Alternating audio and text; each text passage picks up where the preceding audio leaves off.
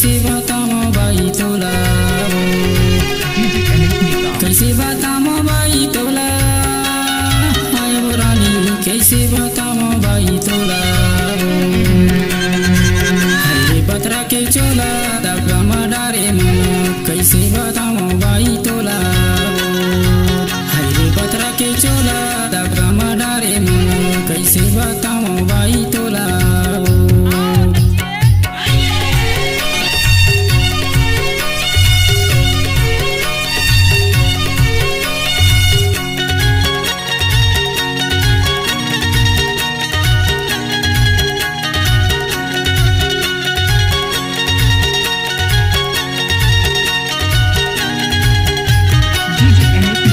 खाएला जामुन पिएला पानी, वो पिएला पानी।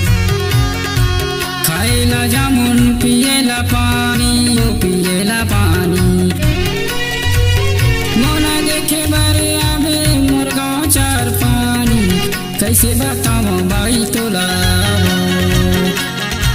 हरे बतरा के चोला दबा मडारे मन, कैसे